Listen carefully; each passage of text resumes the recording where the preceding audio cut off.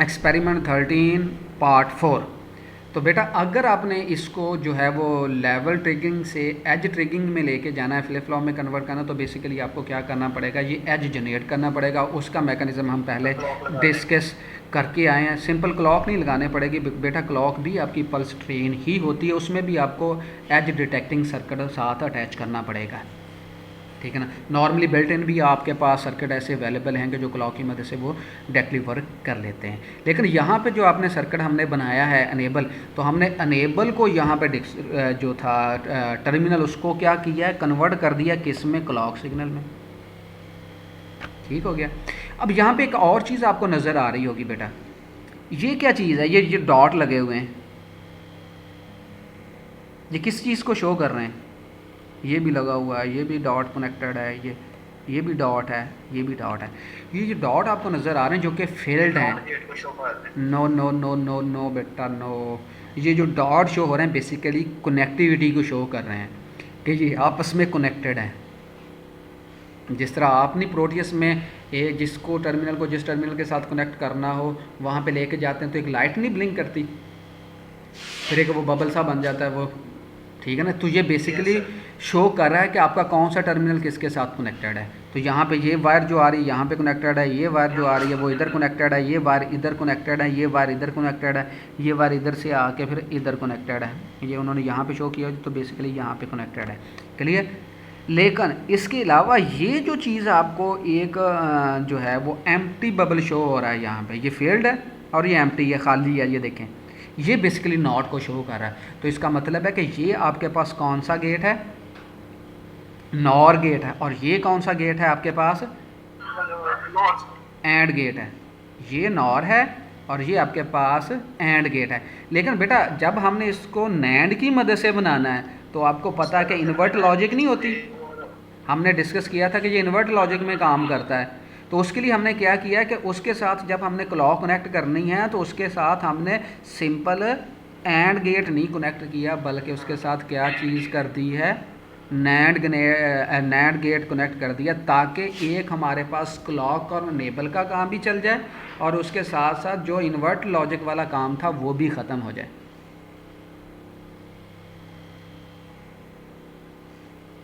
Clear बेटा।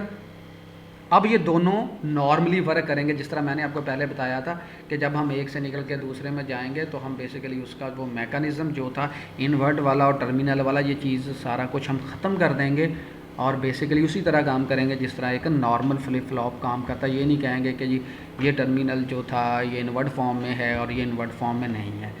तो अब तक जो हम पहुँचे हैं तो हमने कहाँ से स्टार्ट किया था, सिंपल एक सर्किट से हमने स्टार्ट किया, फिर हमने उस सर्किट से एक लूप बैक सर्किट बनाया, फिर उसको हम यूज़ करते हुए हमने एक सिंपल जो थी वो लैच बनाई है, सर्किट बनाया है, ट्रिगिंग सर्किट बनाया, फिर उससे से निकल कर हमने एक जो थी वो अनेबल लैच बनाई है जिसको हमने टेक्निकली नाम दिया वो थी वो गेटेड लैच, ठीक है। तो फिर वो गेटेड लैच से हमने उसको फ्लिप फ्लॉप में कन्वर्ट किया है। तो बेसिकली डिफरेंस जो था वो आपको बता दिया है हमने कि क्या होता है फ्लिप फ्लॉप में और लैच में। इस चीज़ को अब हमने इम्प्लीमेंट करना है बेटा। ये नीचे उसका जो है वो ट्रुथ टेबल भी गिवन है बेटा।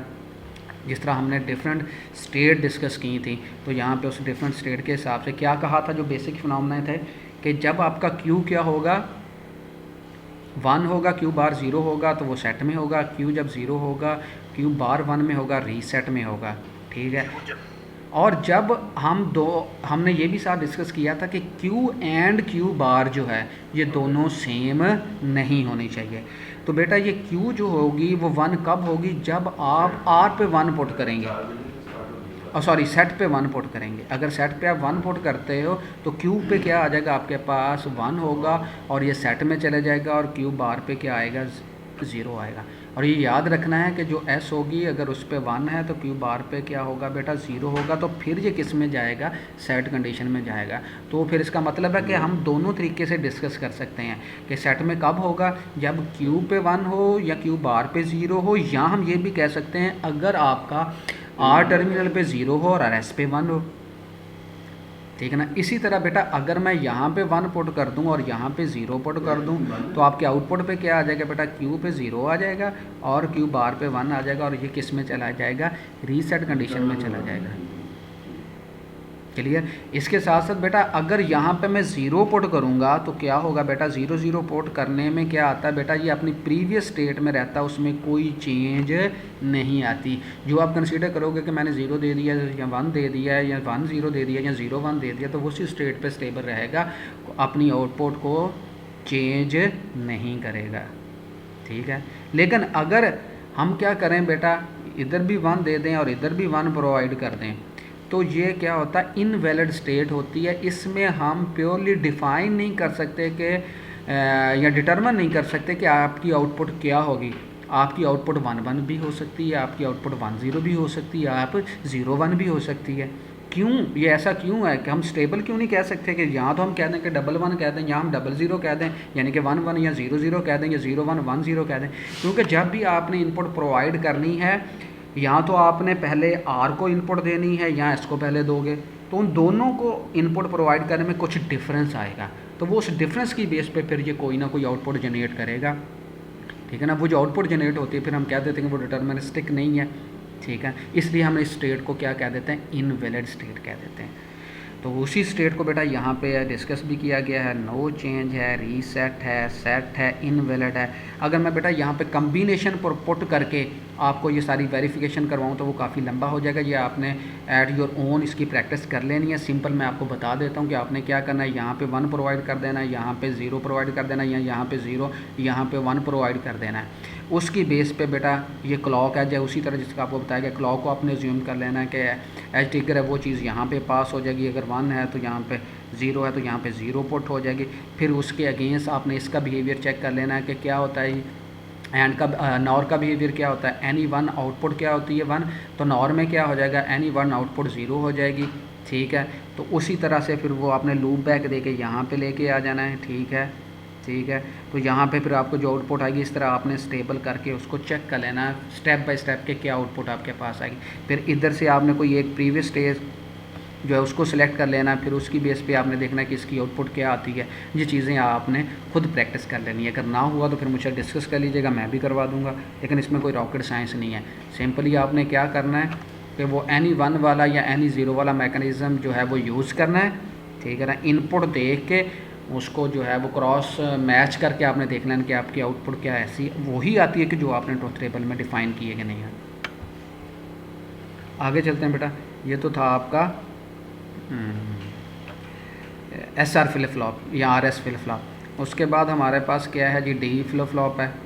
तो D फ्लिप फ्लॉप में हमने क्या किया है, कुछ भी नहीं किया बेटा। अभी तक हमने देखा कि हमारे पास 2 स्टेट हैं और 2 एक्स्ट्रा स्टेट हैं। 2 जो हमारे पास स्टेट हैं वो एक सेट है, एक रीसेट है, और एक उसमें आ गई नो चेंज वाली, और एक आ गई इनवैलिड।